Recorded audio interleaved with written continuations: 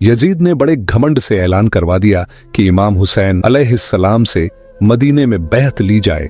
सोचो जरा, हुसैन अलैहिस्सलाम, वो जो रसूल अल्लाह सल्लल्लाहु अलैहि वसल्लम के नवासे हैं, क्या वो किसी शराबी, बदकिरदार, बेदीन आदमी को अपना इमाम मान सकते थे? वो तो उस वक्त के असली इमाम थे, दीन के मुहाफिज।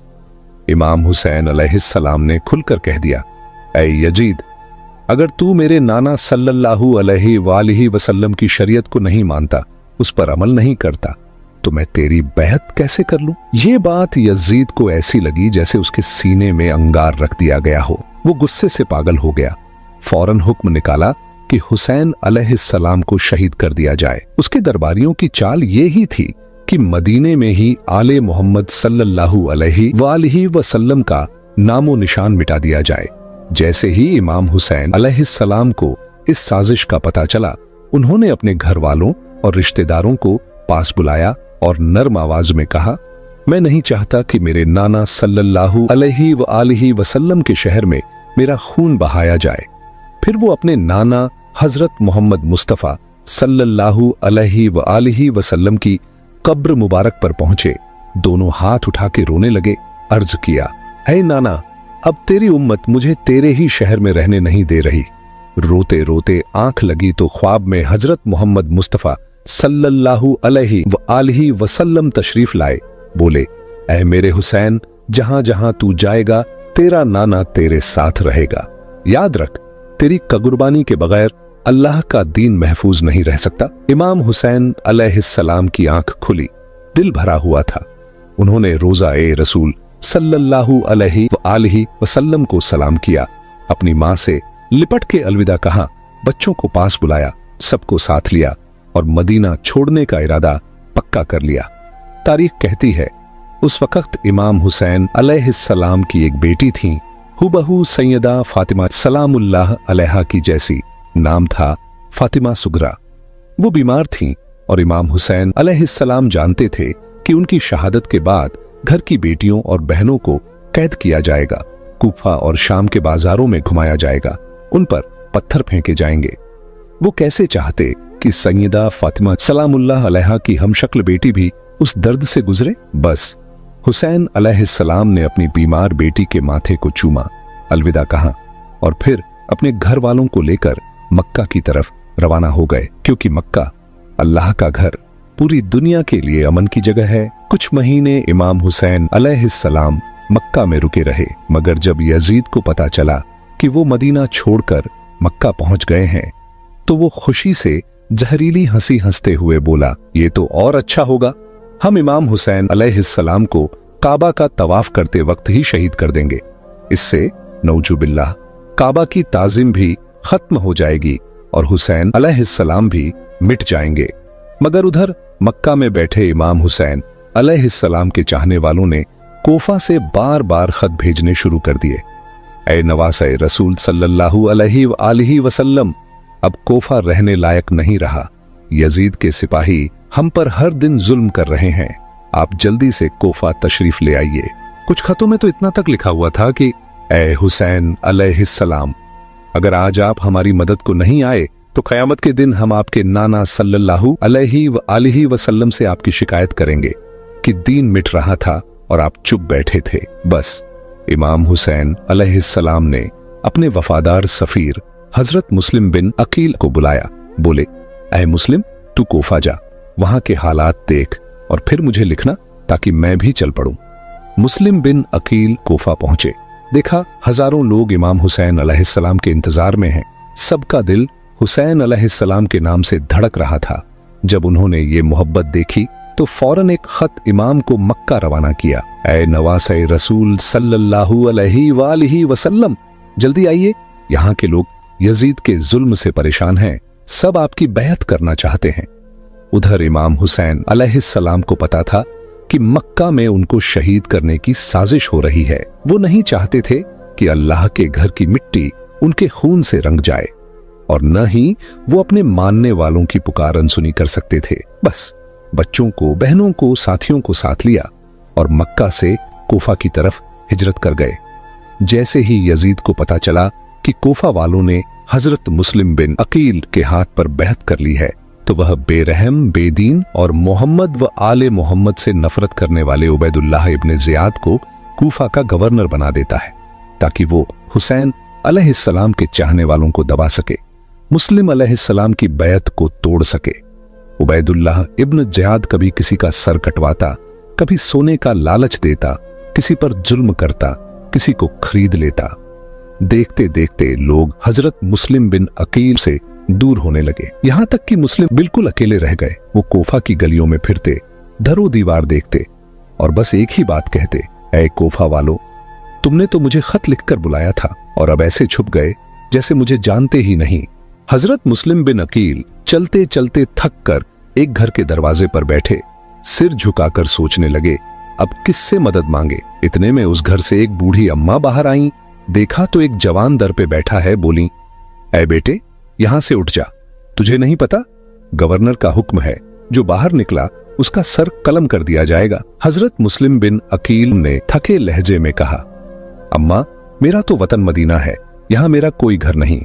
बूढ़ी ने हैरानी से पूछा, बेटा तू है कौन? मुस्कुरा कर बोले, मैं इमाम हुसैन अलैहिस्सलाम का सफीर हूं। मुस्लिम बिन अकील इतना सुनना था कि बूढ़ी अम्मा की आंखों में आंसू भर आए।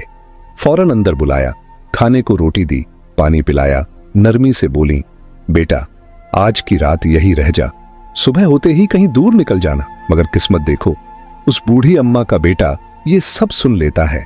उसके दिल में लालच जाग उठता है। सोचता है, इब्न ज़ियाद ने मुस्लिम बिन अकील के सर पे इनाम रखा है, मैं जाकर बता दूंगा और सोने का ढेर पाऊंगा। बस वो दौड़कर इब्न ज़ियाद को खबर कर देता है। चंद ही घंटों में हजारों सिपाही उस घर को घेर लेते हैं, मगर हजरत मुस्लिम बिन अकील शेर की तरह मैदान में आते हैं। अकेले इतने सिपाहियों से भिड़ जाते हैं। तलवार चलती है तो दुश्मन पीछे हटते हैं। जब कोई उनका मुकाबला नहीं कर पाता तो मक्कारी से एक गड्ढा खोदकर उन्हें उसमें गिरा देते हैं। फिर गिरफ्तार करके इब्न ज़ियाद के दरबार में ले आते हैं। इब्न ज़ियाद हंसता है, जहर बुझी मुस्कान के साथ कहता है, ऐ मुस्लिम, देख आज तू हमारे हाथ में है, अब जल्दी ही हम तेरे इमाम हुसैन अलैहिस्सलाम को भी मार डालेंगे। हजरत मुस्लिम बिन अकील ने गरज कर कहा, ऐ जालिम, अल्लाह से डर, वो हुसैन अलैहिस्सलाम अल्लाह के दीन की हिफाजत कर रहे हैं और तू शैतान का पुजारी बन बैठा है। ये दुनिया का माल कब तक तेरे साथ रहेगा? एक दिन तू भी मरेगा, तेरी कब्र में बस तेरे गुनाह तेरे साथ होंगे। इब्न ज़ियाद हंसता रहा, फिर बोला, आखिरी ख्वाहिश बता। मुस्लिम बिन अकील ने कहा, मेरी बस एक ही ख्वाहिश है, मेरा पैगाम मेरे इमाम हुसैन अलैहिस्सलाम तक पहुंचा देना। कह देना कि कोफा के लोग बेवफा हैं, वो यहां ना आए। वो जालिम हंसते रहे और हजरत मुस्लिम बिन अकील को दर उल इमारा की छत से गिरा दिया गया। जिस लम्हे वो शहीद हुए, उसी लम्हे आसमान की तरफ देखा और आखिरी बार पुकारा, ऐ मेरे मौला हुसैन अलैहिस्सलाम, अपने इस गुलाम का आखिरी सलाम कबूल करना। इमाम हुसैन अलैहिस्सलाम मक्का से कोफा की तरफ रवाना हुए।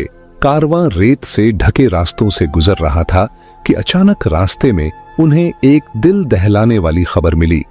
ये खबर थी उनके सफीर हजरत मुस्लिम बिन अकील की शहादत की। पता चला कि कोफा वालों ने वफादारी छोड़ दी और मुस्लिम बिन अकील को दार उल इमारा की छत से गिराकर शहीद कर दिया। उस वक्त इमाम हुसैन अलैहिस्सलाम का दिल भारी हो गया। वो मक्का और कोफा के बीच सफर कर रहे थे और उधर यजीद ने उबैदुल्लाह इब्न ज़ियाद को हुक्म भिजवाया कि हुसैन अलैहिस्सलाम को कोफा नहीं पहुंचने देना। रास्ते में ही नवासे रसूल सल्लल्लाहु अलैहि वसल्लम को मार डालना और रसूल अल्लाह सल्लल्लाहु अलैहि वसल्लम की बेटियों को कैद करके मेरे दरबार तक लाना।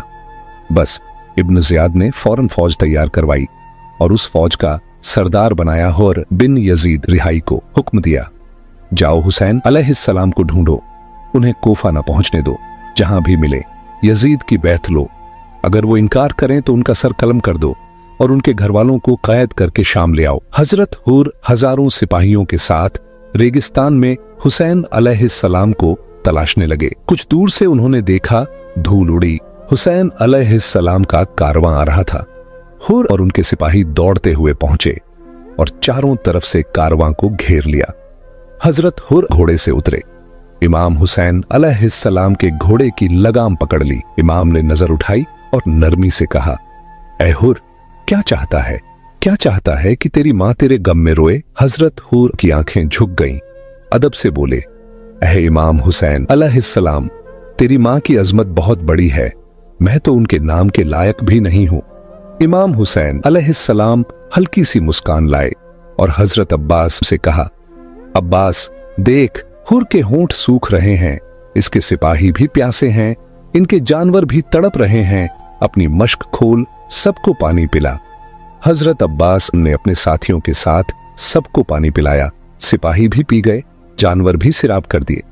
हजरत हुर ने जब इमाम हुसैन अलैहिस्सलाम का ये बेमिसाल अखलाक देखा तो आगे बढ़कर अदब से बोले, ऐ नवासे रसूल सल्लल्लाहु अलैहि वसल्लम, यजीद और उसके साथी आपको मारना चाहते हैं।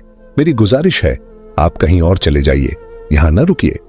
इमाम हुसैन अलैहिस्सलाम ने हुर को देखा, फिर अपने साथियों से कहा, चलो इस जगह से आगे बढ़ चलते हैं। मगर उधर उबैदुल्लाह इब्न जियाद को खबर मिली कि हुर तो नरमी कर रहा है।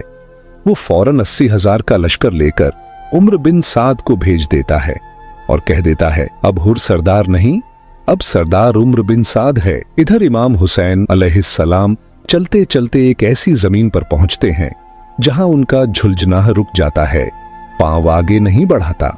इमाम हुसैन अलैहिस्सलाम ने देखा कि उनका झुलझुनाह अचानक ठहर गया, न आगे बढ़ा न पीछे हटा। इमाम ने इधर उधर नजरें दौड़ाईं, फिर हजरत अब्बास को बुलाकर बोले, अब्बास जा पता कर ये जमीन कौन सी है। अब्बास अलैहिस्सलाम गए, वहां के लोगों से पूछा। किसी ने कहा, इस रेगिस्तान का पुराना नाम नैनवा है। कोई बोला, ये वो जमीन है जहां आज तक कोई ठहर नहीं सका, इसे कर्ब की जमीन कहते हैं, इसे कर्बोबला कहते हैं। इमाम हुसैन अलैहिस्सलाम ने जब करबला सुना तो धीमी आवाज में बोले, इस जमीन का जो मालिक है उसे बुलाओ। मालिक आया। इमाम ने वो जमीन अपनी मर्जी की कीमत देकर खरीदी और कहा, अब इस जमीन का नाम जागीर अली अकबर होगा। फिर अपने साथियों को देखा, नरमी से बोले, उतर जाओ अपनी अपनी सवारियों से, यही हमारा ठिकाना होगा, यही हमारी जानें और हमारे बच्चे अल्लाह के दीन पर कुर्बान होंगे। बस फिर क्या था। हजरत अब्बास ने अहले बैत के सारे खेमे लगाए, नहर फुरात के किनारे सब बीबियों और बच्चों के लिए ठिकाना बना दिया। अभी कुछ ही देर गुजरी थी कि उम्र बिन साद 80,000 का लश्कर लेकर करबला आ पहुंचा। उम्र बिन साद ने नफरत से कहा, ऐ हुसैन अलैहिस्सलाम, हम आपको यहां से जाने नहीं देंगे जब तक आप यजीद की बैत नहीं करते। इमाम हुसैन अलैहिस्सलाम ने हल्की मुस्कान से जवाब दिया, उम्र बिन साद, जा अपने यजीद को ये पैगाम दे दे, हजारों हुसैन अल्लाह के दीन पर कुर्बान हो सकते हैं, वो मुझे तो कत्ल कर सकता है, लेकिन मेरी खून की एक एक बूंद अल्लाह के दीन की गवाही बनकर बहेगी। उधर यजीदी फौज ने इमाम के खेमों को चारों तरफ से घेर लिया। एक दिन बीता, फिर दूसरा। उबैदुल्लाह इब्न जियाद ने सोचा, ये क्या, इतने दिन हो गए हुसैन अलैहिस्सलाम ने अब तक बैत नहीं की और न ही उम्र बिन साद ने कुछ किया। तब शिमर ने कहा, उम्र बिन साद शायद नरमी कर बैठे, मुझे भी सरदार बनाकर भेज दे, अगर वो देर करेगा तो मैं ये काम तमाम कर दूंगा। इब्न जियाद ने कोफा के बचे हुए सिपाही शिमर के साथ भेजे। हुक्म दिया, अगर उम्र बिन साद ने नरमी की तो ऐ शिमर, तू इमाम हुसैन अलैहिस्सलाम और उनकी औलाद को कत्ल कर देना। शिमर करबला पहुंचा, देखा उम्र बिन साद चुप खड़ा है और आले मोहम्मद सल्लल्लाहु अलैहि वसल्लम के खेमे नहर के किनारे लगे हुए हैं। शिमर ने आगे बढ़कर कहा, जब तक पानी आले मोहम्मद सल्लल्लाहु अलैहि वसल्लम के पास रहेगा ये कभी बहत नहीं करेंगे, इनको कमजोर करना नामुमकिन है। इनके खेमे दरिया से हटाओ, जब प्यास की शिद्दत इन्हें तड़पाएगी, भूख इन्हें कमजोर करेगी, तब ये यजीद की बहत कर लेंगे और इन्हें मारना आसान होगा। सब सिपाही इस साजिश पर राजी हो गए और इमाम हुसैन अलैहिस्सलाम तक ये बात पहुंची। हजरत अब्बास को गुस्सा आ गया, तलवार को म्यान से निकालकर गरजे, कौन है जो हिम्मत करे और इमाम हुसैन अलैहिस्सलाम के खेमों को हाथ लगाए। इमाम हुसैन अलैहिस्सलाम ने अब्बास के कंधे पर हाथ रखा, नरमी से बोले, ऐ अब्बास, ये सब्र का इम्तिहान है, शुजात का नहीं। जाओ अपने हाथों से खैमे दरिया से हटा दो, हम दरिया से दूर अपने खैमे लगाएंगे। फिर बोले, अगर आज हम खैमे नहीं हटाएंगे तो लोग कहेंगे कि हुसैन अलैहिस्सलाम ने पानी के लिए लड़ाई की। नहीं, मैं हर मुसलमान और आने वाली नस्लों को यह पैगाम देना चाहता हूं कि मेरा मकसद सिर्फ और सिर्फ इस्लाम को बचाना है। बस हजरत अब्बास, अली अकबर और दूसरे साथियों ने खैमे दरिया ए फुरात के किनारे से हटाकर थोड़ी दूर लगा दिए। जैसे ही 7 मुहर्रम का सूरज उगा, शिमर और उम्र बिन साद ने अपने सिपाहियों से कहा, हुसैन अलैहिस्सलाम और उनके साथियों का पानी बंद कर दो ताकि उनके बच्चे प्यास से तड़प जाएं। इमाम हुसैन अलैहिस्सलाम के खैमे से बच्चों के रोने की आवाजें उठने लगीं।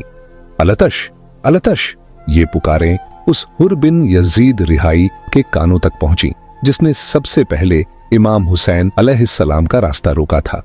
वो ये सीन देखकर टूट गया, उसकी आंखों से आंसू बहने लगे। वो रोता रहा, क्या ये जुल्म है रसूल अल्लाह सल्लल्लाहु अलैहि व आलिहि वसल्लम के बच्चों को प्यासा रखा जाए। उधर उम्र बिन साद और शिमर बोले, 9 मुहर्रम को सब खत्म कर दो। शिमर और उम्र बिन साद की साजिश ये थी कि इमाम हुसैन अलैहिस्सलाम और उनके साथियों को मार डालें और उनकी बहनों बेटियों को कैद कर लें।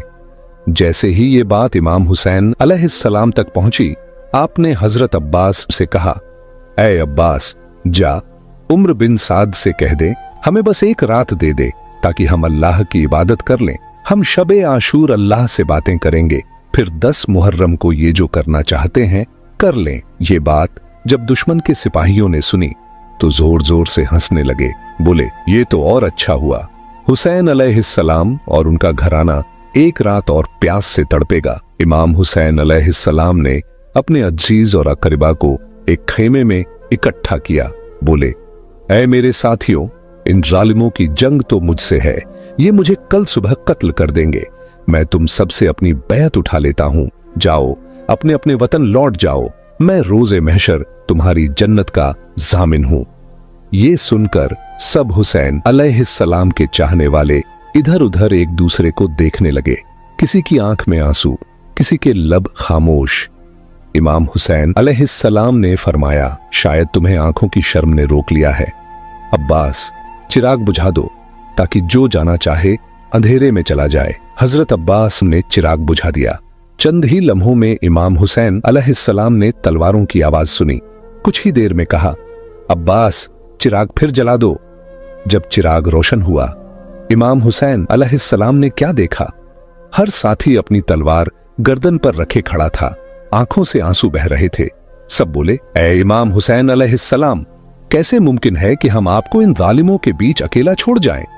अगर आज हम चले गए तो रोजे महशर आपकी वालिदा बीबी सैयदा फातिमा जहरा सलामुल्लाह अलैहा को क्या मुंह दिखाएंगे? ये सुनकर इमाम हुसैन अलैहिस्सलाम ने हाथ उठाकर कहा, ऐ अल्लाह, जैसे मेरे साथी हैं वैसे साथी न मेरे बाबा को मिले, न मेरे भाई को, और न ही कयामत तक किसी को मिले। उस रात हजरत हुर बिन यजीद रिहाई खैमे में बैठे रोते रहे, कहते रहे, कल इमाम हुसैन अलैहिस्सलाम शहीद कर दिए जाएंगे, मैं सैयदा को क्या मुंह दिखाऊंगा?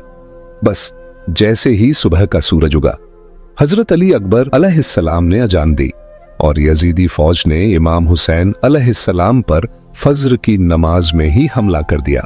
इमाम हुसैन अलैहिस्सलाम के चंद साथी उस यजीदी हमले को रोकने की कोशिश करते हैं। वो चाहते हैं कि फज्र की नमाज मुतमिन होकर पूरी हो जाए। जैसे ही नमाज मुकम्मल होती है, हजरत हुर बिन यजीद रिहाई अपनी आंखों पर पट्टी बांधते हैं, अपने हाथों को रस्सियों से बांधते हैं और अपने बेटों से कहते हैं, मुझे मेरे मौला के पास ले चलो ताकि मैं उनके कदमों पर गिरकर माफी मांग सकूं।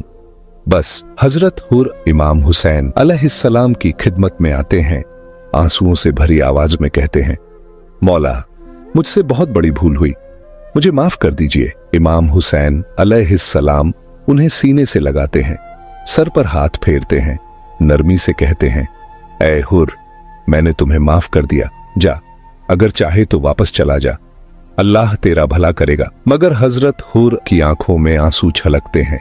बोले, ऐ मौला, मैं कैसे जाऊं? ये जालिम आपको शहीद करना चाहते हैं। मैं चाहता हूं कि मेरी गर्दन पहले कटे, फिर आपके जिस्म को कोई हाथ लगाए। हजरत हुर के बेटे भी आगे बढ़कर बोले, हम भी अपने बाबा के साथ अपने मौला के कदमों पर कुर्बान होंगे। बस हुर के बेटे मैदान में उतरे, दिलेरी से लड़े और शहादत का जाम पी लिया। फिर हजरत हुर मैदान में आए, दुश्मनों से ललकार कर बोले, ऐ लोगों, मुझे पहचानो, मैं हुर हूं, वही जो तुम्हारी फौज का सरदार था। अब तौबा करो, अभी भी वक्त है। ये नवासे रसूल सल्लल्लाहु अलैहि वसल्लम है। इन्हें मारना दुनिया का सबसे बदतर अमल होगा। कयामत तक तुम पर लानत बरसेगी। अल्लाह के अजाब से डरो। ये यजीद का सोना, ये दुनिया का माल कब तक तुम्हारे काम आएगा? मगर यजीदी फौज हंसती रही और हजरत हुर पर हमला कर दिया। हजरत हुर अकेले शेर की तरह लड़े। आखिरकार घोड़े की जीन से जमीन पर आ गिरे, जख्मों से चूर हो गए। इमाम हुसैन अलैहिस्सलाम भाग कर आए, अपने हुर के सर को गोद में रखा और अपनी वालिदा बीबी फातिमा जहरा सलामुल्लाह अलैहा का वो रुमाल जो उन्हें दिया गया था, वो हुर के सर पर बांधा और बोले, ऐ हुर, तू जन्नत में मेरे साथ होगा।